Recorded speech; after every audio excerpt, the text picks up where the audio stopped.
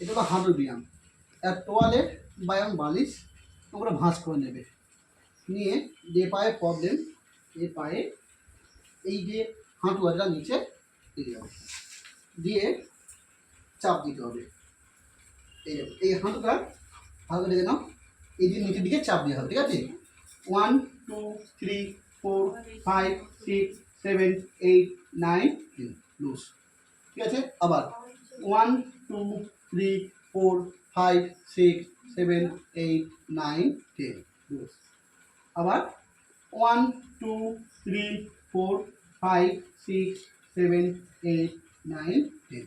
এই একইভাবে 10 বার বা অথবা 20 বার ব্যাটা অনুযায়ী ক্ষমতা অনুযায়ী বাড়াতে হবে। আচ্ছা আচ্ছা, এইটা একইভাবে এটা সামনে চলে যাবে, মানে এই আঙ্কেল আছে এখানে পানি চলে যাবে। এটা অনেকটা উঁচু হয়ে গেছে, একটু তোয়ালে হলে নিচু হয়ে যাবে। দেখো এই 1 2 3 4 5 6 7 8 9 10। আবার 1 2 3 4 5 6 7 8 9 10। আবার 1 2 3 4 5 6 7 8 9 10। যেগুলো হাঁটু যন্ত্রণা বা অস্টিওআর্থ্রাইটিস ব্যায়াম।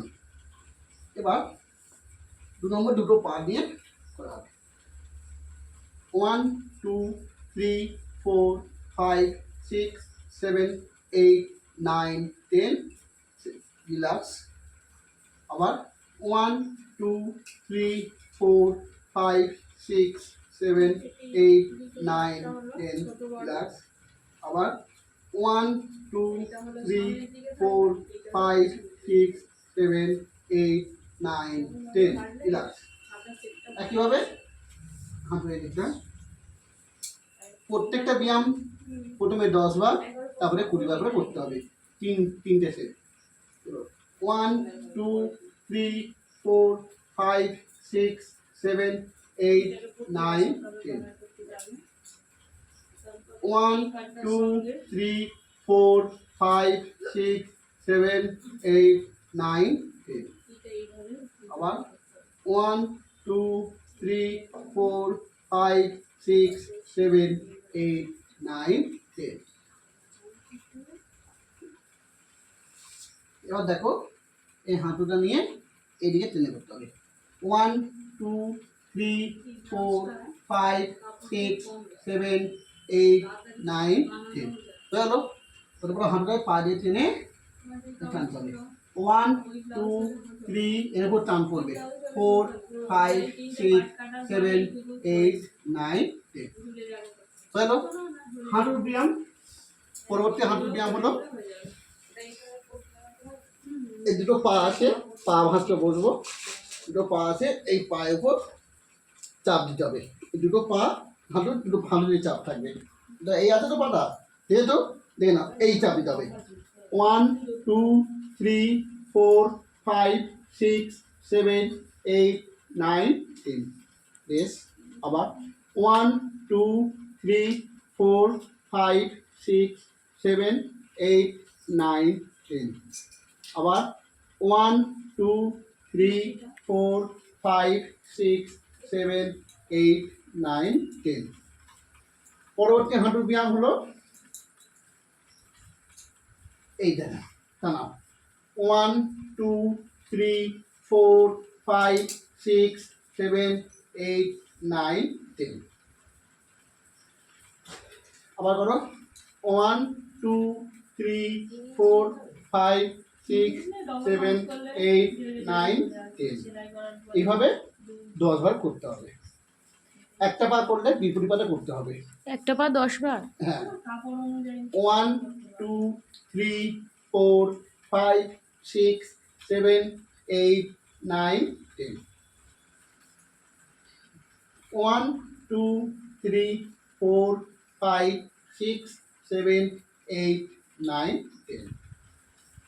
হাঁটু যন্ত্রণা পরবর্তী ব্যায়াম, পা তুলে সামনে।